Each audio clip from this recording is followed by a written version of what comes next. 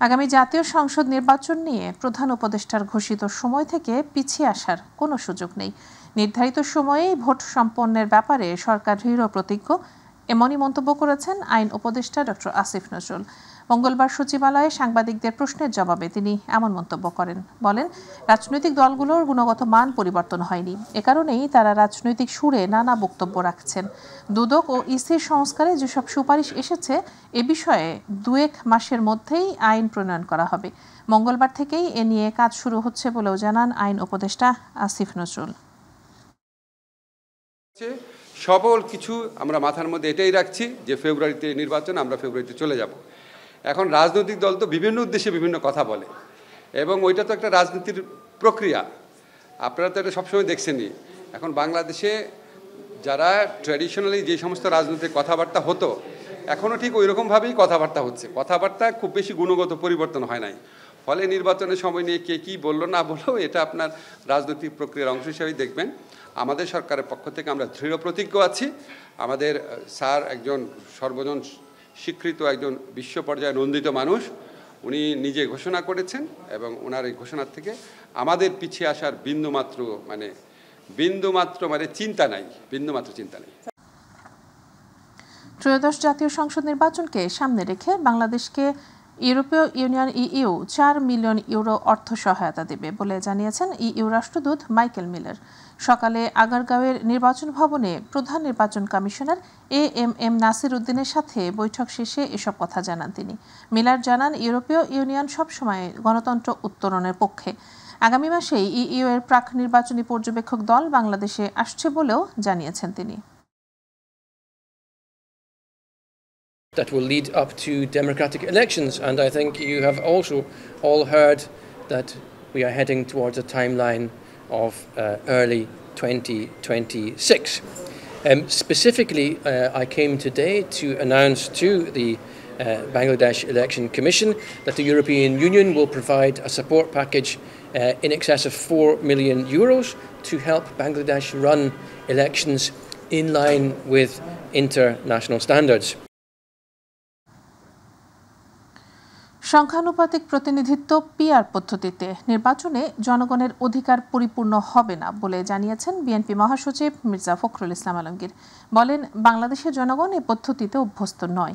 চিকিৎসা শেষে থাইল্যান্ডের ব্যাংকক থেকে দেশে ফিরে সন্ধ্যায় হযরত শাহজালাল আন্তর্জাতিক বিমানবন্দরে সাংবাদিকদের প্রশ্নের জবাবে এসব কথা বলেন। মির্জা ফখরুল আরও বলেন, রাজনৈতিক ও অর্থনৈতিক মুক্তির জন্য জাতীয় নির্বাচনের কোনো বিকল্প নেই। দেশের মানুষ নির্বাচন চায়, সংকট নিরসনের একমাত্র পথ দ্রুত নির্বাচন। ঢাকা বিশ্ববিদ্যালয় কেন্দ্রীয় ছাত্র সংসদ ডাকসু নির্বাচন নিয়ে তিনি আরও বলেন, সকলের অংশগ্রহণে সুষ্ঠু ও সুন্দরভাবে সম্পন্ন হোক, এটি প্রত্যাশা। এছাড়াও যারা সংস্কার চাচ্ছে না, সেটা তাদের দলের ব্যাপার বলেও মন্তব্য করেন বিএনপি মহাসচিব। চিকিৎসা শেষে সুস্থ রয়েছেন বলেও জানিয়েছেন তিনি। পদ্ধতি কোনো মতেই মেনে নেব, কারণ PR পদ্ধতি এই দেশের মানুষকে ইউজ না, তারা বোঝেও না, তারা ঠিক মতো জানেও না। কোনোদিন এটা EVM আজকে কতদিন চেষ্টা করে EVM বাদ দিতে হয়েছে, আর PR পদ্ধতি তো আমরা ইউজ না কোনোদিন। নির্বাচনই এখন একমাত্র উপায় যে বাংলাদেশকে যে সংকট আছে রাজনৈতিক এবং অর্থনৈতিক, সেই সংকট থেকে উদ্ধার করার একমাত্র পথ হচ্ছে নির্বাচন, এবং সেটা একটা অবাধ সুষ্ঠু নির্বাচন। জুলাই জাতীয় সনদে 84টি দফার কিছু দফায় বিএনপি একমত, কিছু দফা সঠিক উপস্থাপন হয়নি বলে মনে করেন বিএনপির স্থায়ী কমিটির সদস্য সালাউদ্দিন আহমদ। গুলশানের নিজ বাসায় সাংবাদিকদের সঙ্গে আলাপকালে তিনি এমন মন্তব্য করেন। এদিকে অপর এক কর্মসূচিতে বিএনপি সিনিয়র যুগ্ম মহাসচিব রুহুল কবির রিজভী আহমেদ বলেন, অন্তর্বর্তী সরকার ও নির্বাচন কমিশন সুষ্ঠু নির্বাচন আয়োজন করলে মানুষ গণতান্ত্রিক অধিকার ফিরে পাবে।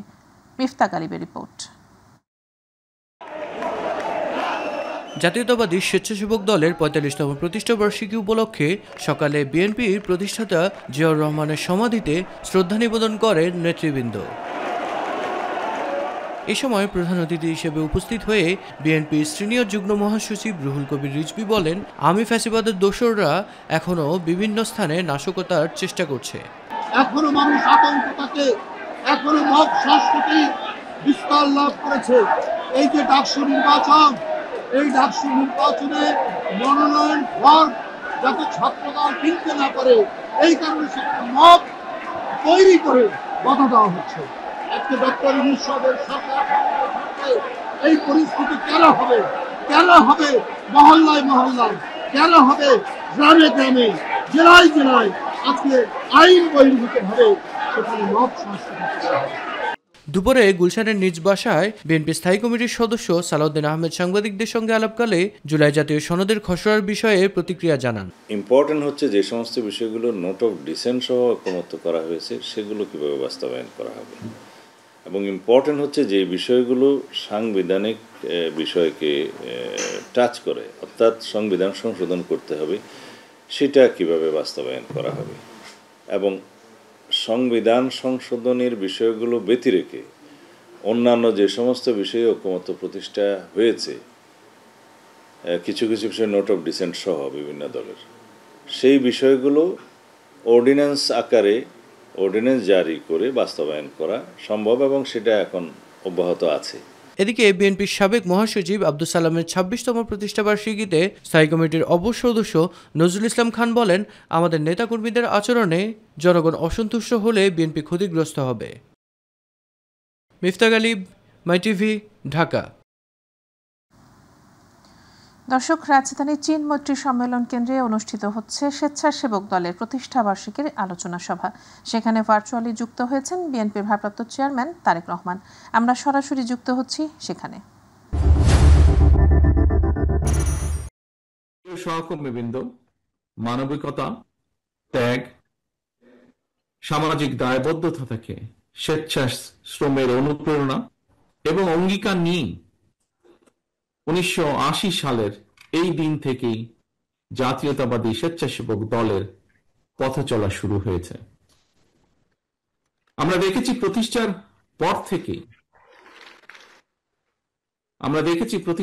পর থেকেই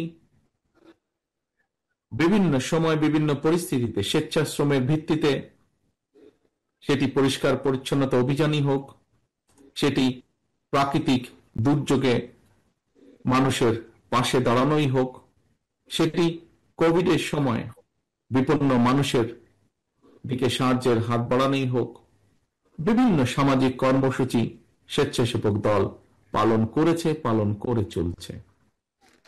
শুধু তাই নয়, একই সঙ্গে দেশে গণতন্ত্র প্রতিষ্ঠা এবং স্বৈরাচার ও ফ্যাসিবাদ বিরোধী আন্দোলনে সংগ্রামে স্বেচ্ছাসেবক দল রাজপথে ভূমিকা রেখেছে, বরং বলা উচিত শুধু ভূমিকাই রাখেনি, অত্যন্ত সাহসী ভূমিকা রেখেছে।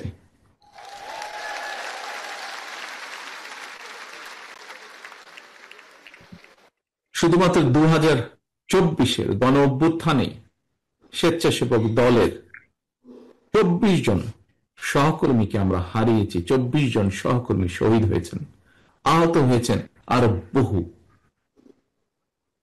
প্রিয় সহকর্মীবৃন্দ, 1.5 দশকের ফ্যাসিবাদ বিরোধী আন্দোলন চলাকালীন সময়ে আমরা স্বেচ্ছাসেবক দলের সভাপতি, সাহসী নেতা মরহুম শফিল বাই বাবু সহ অনেক সহকর্মীকে আমরা হারিয়েছি।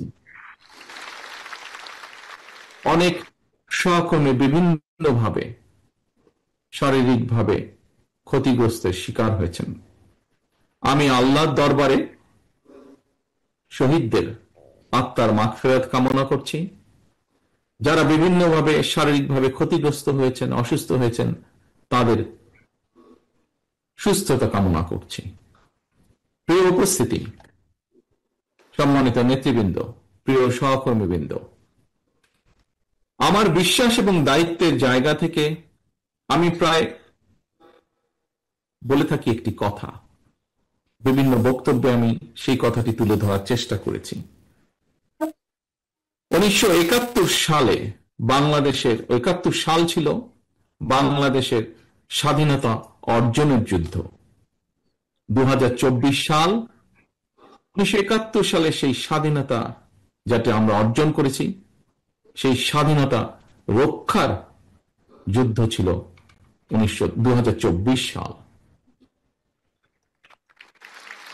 এর বাইরেও আমরা বলতে পারি দেশের 54 বছরের ফ্যাসিবাদ স্বৈরাচারের বিরুদ্ধে প্রতিটি গণতান্ত্রিক আন্দোলন সংগ্রামে যারা শহীদ হয়েছেন গত 54 বছরে, তাদের এই আত্মত্যাগের প্রতিদান সম্ভব নয়, প্রতিদান দেওয়া সম্ভব নয়।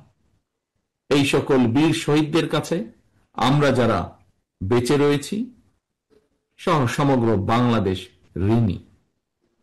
হাজারো শহীদদের আত্মত্যাগের বিনিময়ে ইতিহাসের নৃশংসতম এক ফ্যাসিস্টের পতন এবং পলায়নের পর এখন ফ্যাসিবাদ বিরোধী গণতান্ত্রিক শক্তির নিজেদের মধ্যে নিত্য নতুন ইস্যু নিয়ে অহেতুক বিতর্কে লিপ্ত হওয়া শহীদদের আত্মত্যাগের প্রতি অবমাননার শামিল বলে একজন রাজনৈতিক কর্মী হিসাবে আমি মনে করি। বরং সকল শহীদদের কাঙ্ক্ষিত ইনসাফ ভিত্তিক একটি গণতান্ত্রিক বাংলাদেশ প্রতিষ্ঠার মাধ্যমে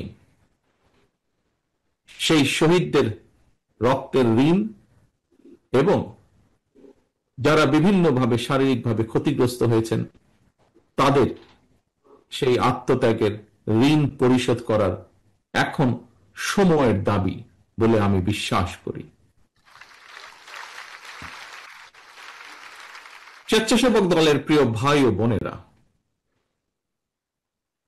দূর গ্রামের যেই ছেলেটি কিংবা যে মেয়েটি যার হয়তো এখনো রাজধানীতেও আসার প্রয়োজন পড়েনি বা আসেনি, কিংবা আমরা শহর অথবা গ্রাম যারা যেখানেই বসবাস করি না কেন, তথ্য প্রযুক্তির অবাধ প্রবাহের কারণে সমগ্র বিশ্ব এখন, যেমন আজকে আমি আপনাদের সামনে এখানে উপস্থিত আছি তথ্য প্রযুক্তির কারণে, সমগ্র বিশ্ব এখন সবার হাতের মুঠোয়। এবং এর কারণেই জ্ঞান বিজ্ঞানের বলা যায় প্রায় সকল দ্বার উন্মুক্ত, সবার সামনেই বিশ্ব নাগরিক হয়ে ওঠার একটা সুযোগ এবং সম্ভাবনা কিন্তু বিদ্যমান তথ্য প্রযুক্তির কারণে। আমি মনে করি আমাদের জনগণের সামনে, বিশেষ করে আমাদের তরুণ সমাজের সামনে, আমাদের তারুণ্যের সামনে সাফল্য এবং সম্ভাবনার পথ সুগম, এবং এই পথটিকে আরো সুগম করে দেওয়াটাই হচ্ছে একজন রাজনৈতিক কর্মী হিসাবে এই মুহূর্তে আমার এবং আপনার এবং আমাদের সকলের প্রধান কর্তব্য। দর্শক, এতক্ষণ স্বেচ্ছাসেবক দলের আলোচনা অনুষ্ঠানে বিএনপির ভারপ্রাপ্ত চেয়ারম্যান তারেক রহমানের বক্তব্য দেখছিলাম। চলে যাচ্ছি পরের সংবাদে। বহুল আলোচিত 21শে আগস্ট গ্রেনেড হামলা মামলায় মাত্র 5.5 ঘণ্টায় একই ম্যাজিস্ট্রেটের মাধ্যমে 3 জন আসামির জবানবন্দি নেয়ার বিষয়ে রাষ্ট্রপক্ষের প্রতি প্রশ্ন তুলেছেন আপিল বিভাগের বিচারপতি জুবাইর রহমান চৌধুরী। মঙ্গলবার প্রধান বিচারপতি ডক্টর সৈয়দ রেফাত আহমেদের নেতৃত্বাধীন 6 বিচারপতির আপিল বেঞ্চে তৃতীয় দিনের মতো শুনানি হয়। রাষ্ট্রপক্ষের শুনানি শেষে আংশিক শুনানি করে আসামিপক্ষ। পরে বুধবার পর্যন্ত আদালত মুলতবি করেন আপিল বিভাগ। এস এম আরিফ জানাচ্ছেন বিস্তারিত। 21শে আগস্ট গ্রেনেড হামলার মামলায় বিএনপির ভারপ্রাপ্ত চেয়ারম্যান তারেক রহমান সহ সব আসামির খালাসের রায়ের বিরুদ্ধে রাষ্ট্রপক্ষের আপিল শুনানি শেষ হয়েছে। প্রধান বিচারপতি ডক্টর সৈয়দ রেফাত আহমেদের নেতৃত্বাধীন 6 বিচারপতির আপিল বেঞ্চে শুনানি হয়। তৃতীয় দিনের শুনানি শেষে তারেক রহমান ও সাবেক স্বরাষ্ট্র প্রতিমন্ত্রী লুৎফুজ্জামান বাবরের খালাস বাতিল চান রাষ্ট্রপক্ষ। এরপর আসামি পক্ষের শুনানি শুরু হয়। একই ম্যাজিস্ট্রেটের একই পিয়ন 3 জনকে একসাথে পাহারা দিয়ে রাখলো এবং পরে 3 জনের স্বীকারোক্তি ওই ম্যাজিস্ট্রেট সাহেব দেখা গেছে যে 3 ঘন্টা 4 ঘন্টার ভিতরে এগুলি করে ফেলেছে। এই প্রশ্নটা আসছে এবং আমরা কোর্টের কাছে কৃতজ্ঞ যে অ্যাপেলেট ডিভিশন এত সূক্ষ্মভাবে মামলার গভীরে প্রবেশ করে যেটা দেখছেন, এই জন্য আমরা আদালতের কাছে কৃতজ্ঞ। আসামিপক্ষ জানায় টিএফআই সেলে মুফতি হান্নান সহ 12 জনকে 410 দিন আটকে রেখে সাক্ষ্য গ্রহণ করা হয়েছিল, তা গ্রহণযোগ্য নয়। আইভি রহমান সহ 24 জন হত্যার বিচার নয়। এই মামলায় শেখ হাসিনা তারেক রহমানকে ফাঁসাতে চেয়েছেন বলেও জানান তারা। আইভি রহমানের বিচার না, উনি চেয়েছিলেন জনাব তারেক রহমানকে এই মামলায় অভিযুক্ত করার জন্য। এই কারণে বললাম জাস্টিস হারিড, জাস্টিস বারিড। এই স্টার উইটনেস আমি দেখাবো আগামীকালকে, যে একজনকে সাক্ষী বানানো হয়েছে, আরেকজনকে আসামি বানানো হয়েছে। যিনি আসামি হতে চেয়েছেন তাকে আসামি না রেখে সাক্ষী করা হয়েছে। অফার দেওয়া হয়েছে যে যদি আপনি সাক্ষী হন তাহলে আসামি করা হবে না। এর আগে গত 17 ও 31 জুলাই এই মামলায় দুদিন শুনানি হয়। গত 1 জুন গ্রেনেড হামলা মামলায় তারেক রহমান সহ সব আসামির খালাসের রায়ের বিরুদ্ধে রাষ্ট্রপক্ষকে আপিলের অনুমতি দেন আপিল বিভাগ। SM Arif, MyTV, Dhaka. জাতীয় রাজস্ব বোর্ড NBR সদস্য KM বদিউল আলম, লুৎফুল আজিম সহ 17 কর্মকর্তার বিরুদ্ধে অবৈধ সম্পদের খোঁজ পেয়েছে দুদক, যার পরিপ্রেক্ষিতে তাদের সম্পদের হিসাব চেয়ে নোটিশ দেওয়া হয়েছে বলে জানিয়েছেন সংস্থাটির মহাপরিচালক আক্তার হোসেন। মঙ্গলবার রাজধানীর সেগুনবাগিচায় দুদক কার্যালয়ে সাংবাদিকদের এসব তথ্য জানান সংস্থাটির মহাপরিচালক আক্তার হোসেন। সংস্কার সহ নানা দাবিতে গত জুনে NBR কর্মকর্তাদের আন্দোলন যখন তুঙ্গে, ঠিক তখনই আন্দোলনের সাথে সম্পৃক্ত NBR সংস্কার ঐক্য পরিষদের সভাপতি ও অতিরিক্ত কমিশনার হাসান তারেক ও সদস্য সহ বিভিন্ন পর্যায়ের একাধিক কর্মকর্তার বিরুদ্ধে কর ফাঁকির সুযোগ করে দিয়ে অবৈধ সম্পদ অর্জনের অভিযোগে অনুসন্ধানে নামে দুদক। সংস্থাটির 1.5 মাসের অনুসন্ধানে তাদের বিরুদ্ধে অবৈধ সম্পদ অর্জনের প্রমাণ পাওয়া গেছে। এর উৎসের সাথে অসঙ্গতিপূর্ণ সম্পদ অর্জনের অপরাধ প্রমাণিত হয়। দুর্নীতি দমন কমিশন আইন 2004-এর 26(1) ধারা অনুযায়ী সম্পদ বিবরণী দাখিলের আদেশ জারির সিদ্ধান্ত গৃহীত হয়েছে। যাদের বিরুদ্ধে সম্পদ বিবরণী দাখিলের আদেশ জারির সিদ্ধান্ত গৃহীত হয়েছে সেই নামগুলি আমি বলছি। জনাব মোহাম্মদ লুৎফুল আজিম, সদস্য জাতীয় রাজস্ব বোর্ড, ঢাকা। জনাব মোহাম্মদ আলমগীর হোসেন, সাবেক অতিরিক্ত মহাপরিচালক, CIC জাতীয় রাজস্ব বোর্ড, ঢাকা। জনাব মোহাম্মদ তারিক হাসান, যুগ্ম কমিশনার, জাতীয় রাজস্ব বোর্ড, ঢাকা। ঢাকা বিশ্ববিদ্যালয়ে কেন্দ্রীয় ছাত্র সংসদ ডাকসু ও হল সংসদ নির্বাচনে মনোনয়নপত্র বিতরণ ও গ্রহণের বাড়তি দিনেও ফরম সংগ্রহ ও জমা দিয়েছেন বিভিন্ন ছাত্র সংগঠন ও জোটের নেতারা। শিক্ষার্থীদের কথা বিবেচনায় সময় 1 দিন বাড়ানোর সিদ্ধান্ত জানান প্রধান রিটার্নিং কর্মকর্তা অধ্যাপক মোহাম্মদ জসিমউদ্দিন। অবশ্য সময় বাড়িয়ে একটি দলকে ঢাবি প্রশাসন বিশেষ সুবিধা দিয়েছে বলে অভিযোগ করেছে ছাত্র শিবিরের নেতৃত্বাধীন ঐক্যবদ্ধ শিক্ষার্থী জোট। শিমুল খানের রিপোর্টে দেখুন বিস্তারিত। ঢাকা বিশ্ববিদ্যালয় ছাত্র শিবিরের নেতৃত্বে দুপুরে মনোনয়নপত্র জমা দেয় ঐক্যবদ্ধ শিক্ষার্থী জোট।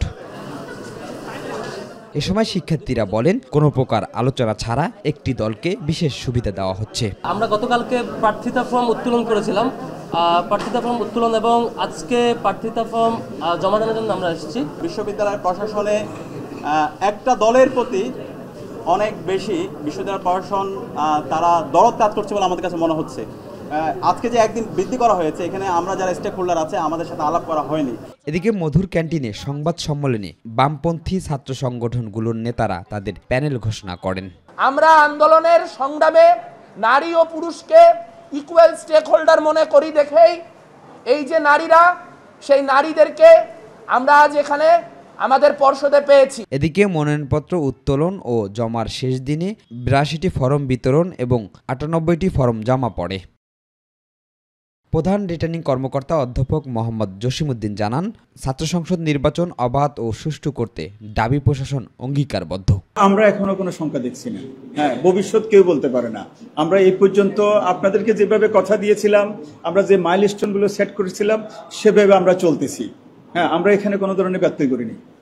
আমরা আশা করতেছি উৎসব মুখর পরিবেশে ডাকসু হবে, কারণ এটা দীর্ঘদিনের ছাত্রছাত্রীদের পাওনা। শিমুল খান, মাইটিভি, ঢাকা।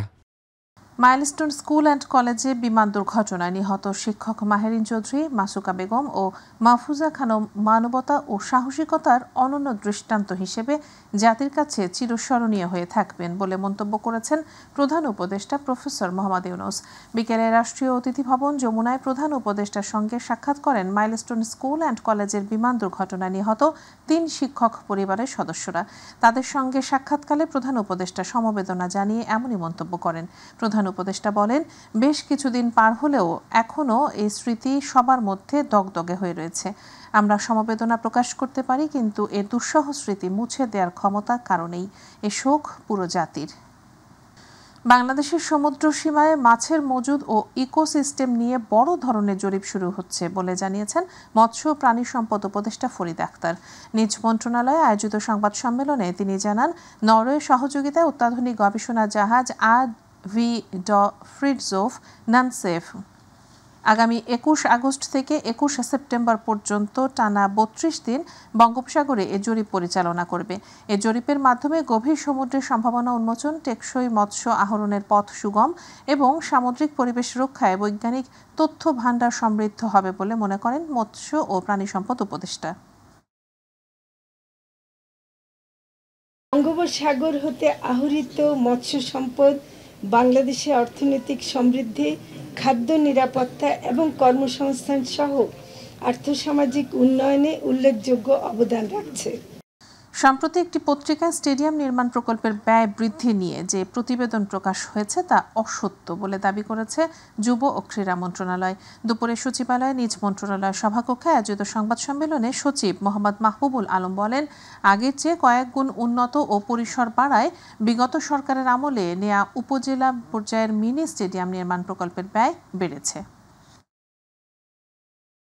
লাস্ট যখন 2018 শিডিউলে এখানে উল্লেখ করা ছিল অনেকগুলো বিষয়কে কম্পোনেন্ট, যেমন এখানে বাউন্ডারি ছিল না, নিয়মিতভাবে রক্ষণাবেক্ষণের জন্য বাউন্ডারিকে দেওয়া হয়েছে, এটার জন্য কম্পোনেন্ট যোগ হয়েছে।